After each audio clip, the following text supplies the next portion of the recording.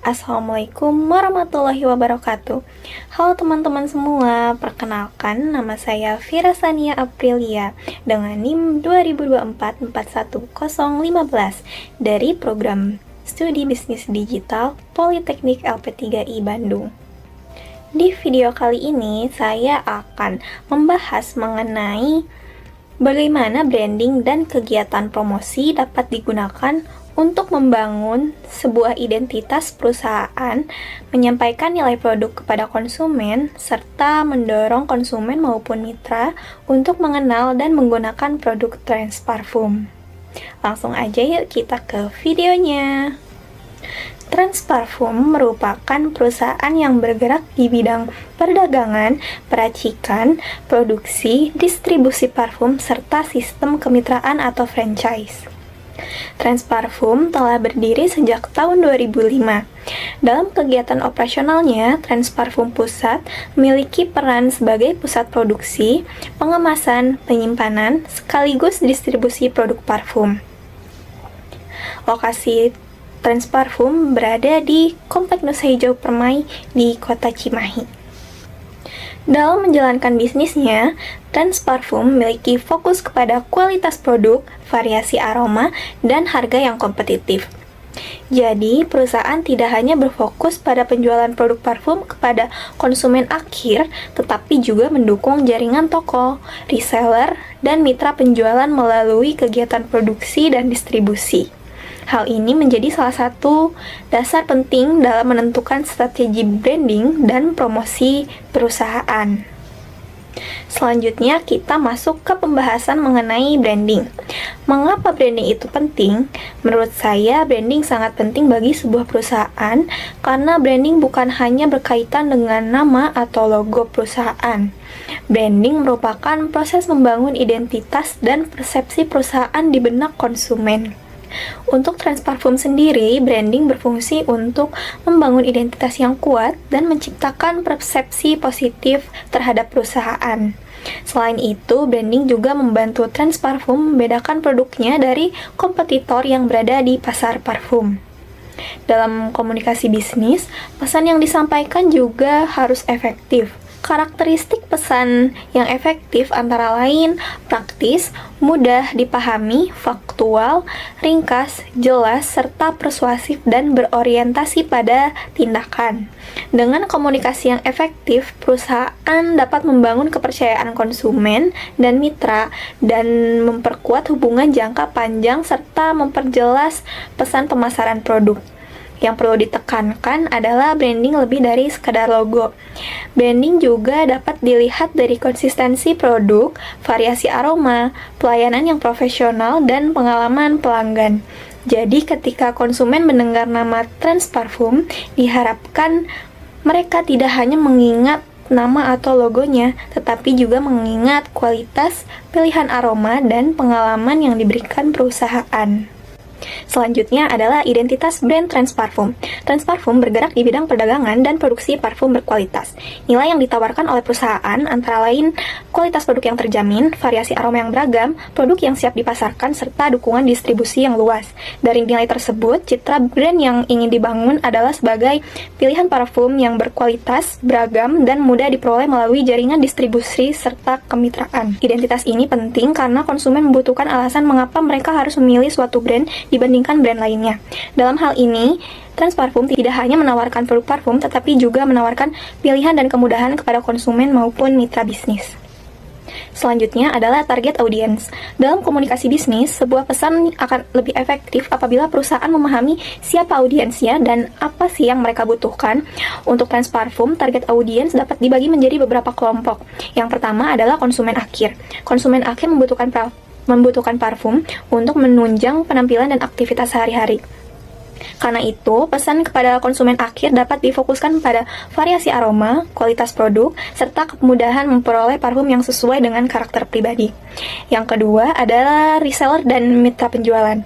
Kelompok ini membutuhkan produk berkualitas untuk dipasarkan kembali, sekaligus membutuhkan dukungan bisnis dari perusahaan. Karena itu, pesan promosi untuk reseller dan mitra ini dapat lebih menekankan pada kemudahan distribusi, keuntungan kemitraan, dan dukungan penjualan. Yang ketiga adalah pemilik atau pengelola toko cabang. Mereka membutuhkan ketersediaan produk yang stabil untuk memenuhi permintaan pelanggan di wilayahnya masing-masing. Karena itu, komunikasi dapat difokuskan pada sistem distribusi, konsistensi stok, dan dukungan operasional. Dari sini dapat disimpulkan bahwa setiap audiens memiliki kebutuhan yang berbeda-beda. Oleh karena itu, pesan promosi Trends Parfum sebaiknya tidak dibuat sama persis untuk semua kelompok audiens, tetapi disesuaikan dengan kebutuhannya masing-masing. Selanjutnya adalah positioning brand.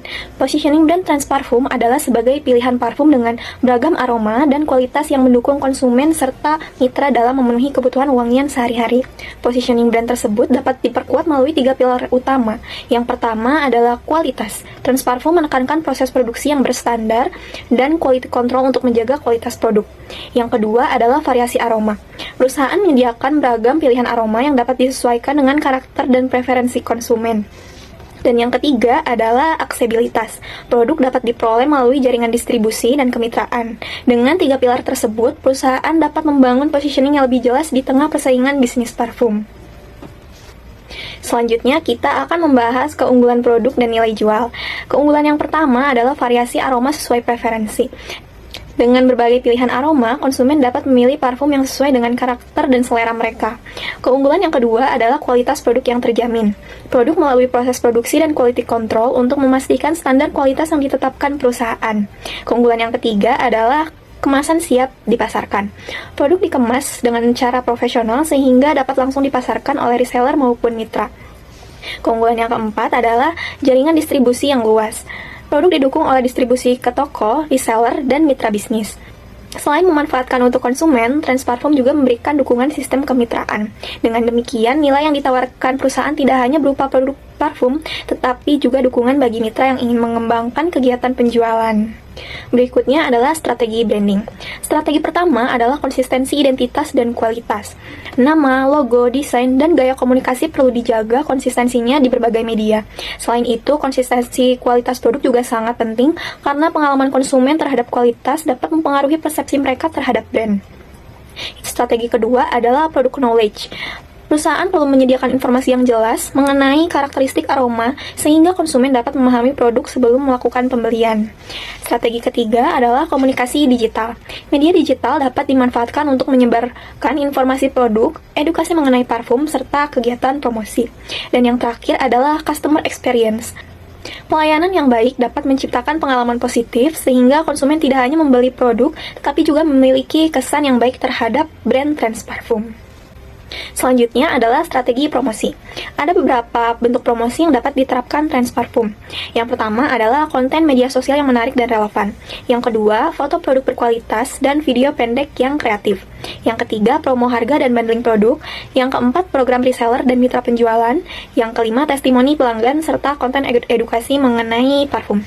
Strategi promosi juga harus disesuaikan dengan karakteristik audiens. Misalnya untuk konsumen akhir, konten dapat lebih banyak membahas aroma, penggunaan parfum, dan manfaat produk. Sedangkan untuk reseller atau mitra, konten dapat lebih menekankan pada peluang bisnis, program kemitraan, dan dukungan distribusi. Dengan demikian, promosi tidak hanya bertujuan untuk menjual produk, tetapi juga membangun hubungan dengan audiens. Untuk menyusun pesan promosi yang persuasif, saya menggunakan konsep AIDA, yaitu attention, interest, desire, dan action.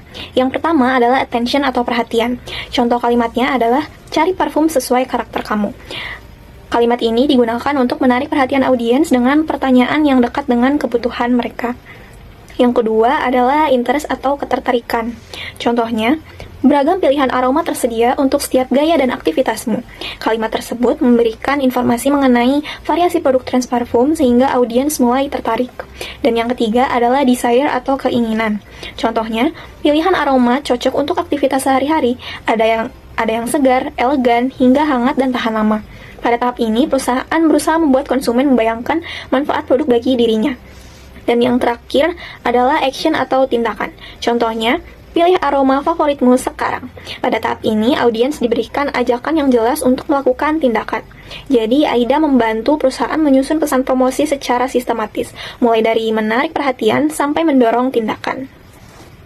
Selanjutnya, saya akan memberikan contoh konten promosi Trends Parfum. Headline yang digunakan adalah temukan aroma yang jadi ciri khasmu. Kemudian isi pesannya, setiap orang punya karakter unik. Temukan pilihan aroma yang mencerminkan dirimu. Diproses dengan proses ketat dan quality control terjamin. Setiap botol Trends Parfum menghadirkan kualitas terbaik. Pesan tersebut berusaha menggabungkan aspek emosional dan logis. Aspek emosionalnya terdapat pada kalimat bahwa setiap orang memiliki karakter unik dan dapat memilih aroma yang mencerminkan dirinya.